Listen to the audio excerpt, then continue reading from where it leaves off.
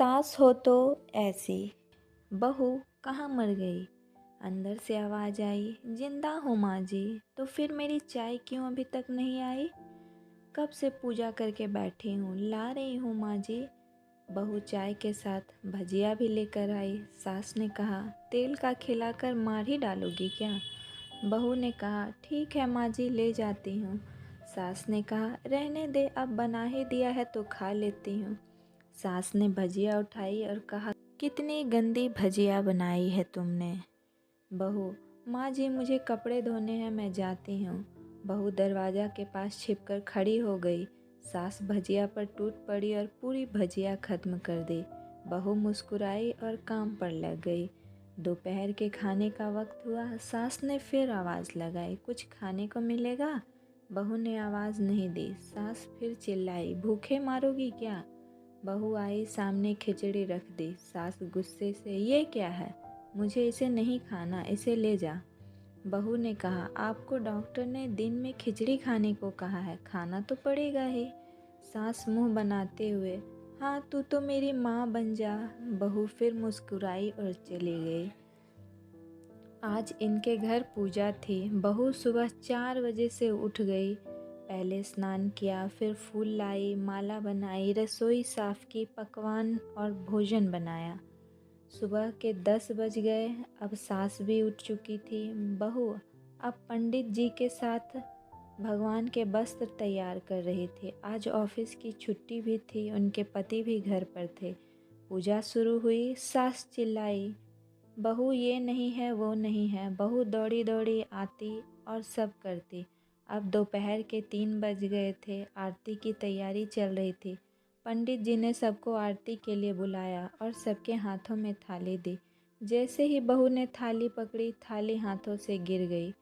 शायद भोज बनाते हुए बहू के हाथों में तेल लगा था, जिसे वो पोंछना भूल गई थी। सारे लोग तरह तरह की बातें करने लगे।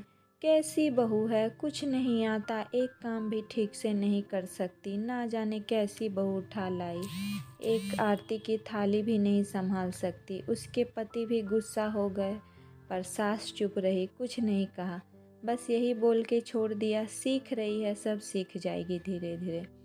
अब सबको खाना परोसा जाने लगा। बहू दौड़ दौड़ के खाना देती, फिर पानी लाती। करीब 70-80 लोग हो गए थे। इधर 2 नौकर और बहू अकेली। फिर भी वहाँ सारा काम बहुत ही अच्छी तरीके से करती। अब उसकी सास और कुछ आस पड़ोस के लोग खाने पर बैठे। बहू ने खाना परोसना शुरू किया। सबको खाना दे दिया गया। जैसे ही पहला निवाला सास ने खाया, तुमने नमक ठीक नहीं डाला क्या, एक काम ठीक से नहीं करती, पता नहीं मेरे बाद कैसे ये घर संभालेगी। आस पड़ोस वाले को तो जानते ही हो ना साहब, वो सब बहाना ढूंढते हैं नुक्स निकालने का। फिर वो सब शुरू हो गए, ऐसा खाना है, ऐसी बहू है, ये वो वगैरह वगैरह। दिन का खाना हो चुका था। अब बहू बर्तन साफ करने नौकरों के साथ लग गई। रात में जगराता का कार्यक्रम रखा गया था। बहू ने भी 1-2 गीत गाने के लिए स्टेज पर चढ़ी। सास जोर से चिल्लाई, मेरी नाक मत कटा देना, गाना नहीं आता तो मत गाना, वापस आ जा। बहू मुस्कुराई और गाने लगी। सबने उनके गाने की तारीफ की, पर सास मुंह फुलाते हुए बोली, इससे अच्छा तो मैं गा लेती थी जवानी में, तुझे तो कुछ भी नहीं आता। बहू मुस्कुराई और चली गई। अब रात का खाना खिलाया जा रहा था। उसके पति के ऑफिस के दोस्त साइड में ही ड्रिंक करने लगे। उसका पति चिल्लाता, थोड़ा बर्फ़ लाओ, तो सास चिल्लाती, यहाँ दाल नहीं है। फिर चिल्लाता, कोल्ड ड्रिंक नहीं है, पापड़ ले आओ। इधर उधर आखिरी में उसके पति की शराब गिर पड़ी। उसके एक दोस्त पर और बोतल टूट गई। पति गुस्से में 2 झापड़ अपनी पत्नी को लगाते हुए कहता है, जाहिल कहीं की, देखकर नहीं कर सकती, तुझे इतना भी काम नहीं आता। सारे लोग देखने लगे। उसकी पत्नी रोते हुए कमरे की तरफ दौड़ी। फिर उसके दोस्तों ने कहा, क्या यार, पूरा मूड खराब कर दिया, यहाँ नहीं बुलाया होता, हम कहीं और पार्टी कर लेते। कैसी अनपढ़ गंवार बीवी ला रखी है तुमने, उसे तो मेहमानों की इज्जत और काम करना तक नहीं आता, तुमने तो हमारी बेइज्जती कर दी।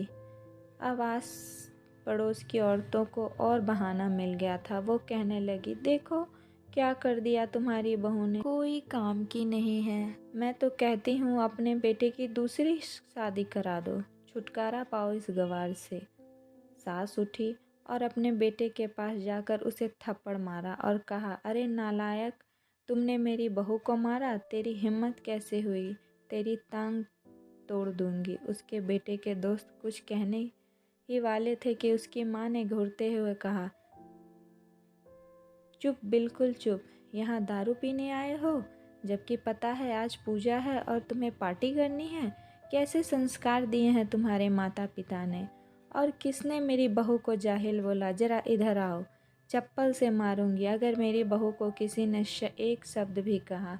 अरे पापी, तूने उस लड़की को बस इसलिए मारा कि तेरी शराब की बोतल टूट गई। पापी, वो बच्ची सुबह 4 बजे से उठी है, घर का सारा काम कर रही है, ना सुबह से नाश्ता किया ना दिन का खाना खाया, फिर भी हंसते हुए सबकी बातें सुनते हुए, ताने सुनते हुए घर के काम में लगी है। तेरे यार दोस्तों को वो अच्छी नहीं लगी? जूते से मारूंगी तेरे दोस्तों को जो कभी उन्होंने ऐसा कहा।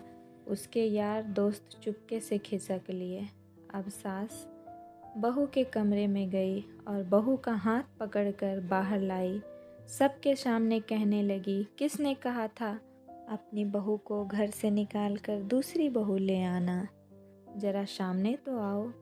कोई सामने नहीं आया। फिर सास ने कहा, तुम जानते भी हो कि इस लड़की के बारे में? ये मेरी माँ भी है, मेरी बेटी भी। माँ इसलिए मुझे गलत काम करने पर डांटती है और बेटी इसलिए कभी कभी मेरे दिल की भावनाएं समझ जाती है। मेरी दिन रात सेवा करती है, मेरे 1000 ताने सुनती है, पर एक शब्द भी नहीं कहती, ना सामने ना पीठ पीछे। और तुम कहते हो दूसरी बहू ले आऊं? याद है ना छुटकी की दादी? अपनी बहू की करतूत। सास ने गुस्से से पड़ोस की महिला को कहा, अभी पिछले हफ्ते ही तुम्हें मियाँ बीवी भूखे छोड़कर घूमने चले गए थे। मेरी इसी बहू ने 7 दिनों तक तुम्हारे घर पर खाना पानी, यहाँ तक कि तुम्हारे पैर दबाने जाती थी, और तुम इसे जाहिल बोलती हो? जाहिल तो तुम सब हो जो कोयले और हीरो में फ़र्क नहीं जानते। अगर आइंदा मेरी बहू के बारे में किसी ने एक लफ्ज़ भी कही तो मुझसे बुरा कोई नहीं होगा, क्योंकि ये मेरी बहू नहीं, मेरी बेटी है। बहू सिसकियाँ लेते हुए फिर कमरे में चली गई। सास ने एक प्लेट उठाई और भोजन परोसा। बहू के कमरे में खुद ले गई। सास को भोजन लाते देखा तो बहू ने कहा, अरे माँ जी, आप क्या कर रही हो? मैं खुद ले आती। सास ने बड़े ही प्यार से ताना मारते हुए कहा, डर मत, इसमें जहर नहीं है, मार नहीं डालूंगी तुझे। तुझे नई सास चाहिए होगी, पर मुझे कभी भी तू ही मेरे घर की बहू चाहिए। बहू ने अपनी सास को रोते हुए गले से लगा लिया। सास भी रो दी पहली बार और कहा, चल खाना खा ले। फिर मजाक करते हुए कहा, फिर मेरे पैर दबाने चले आना, और ये ख्याल मन में मत लाना कि सास पैर दबाने बोलती है तो किसी दिन मैं इसका गला ही दबा दूंगी, क्योंकि कभी मैं भी यही सोचा करती थी। दोनों खूब हंसने लगे। तो कहते हैं ना, कुछ रिश्ते बहुत मीठे होते हैं, बस बातें कड़वी होती है।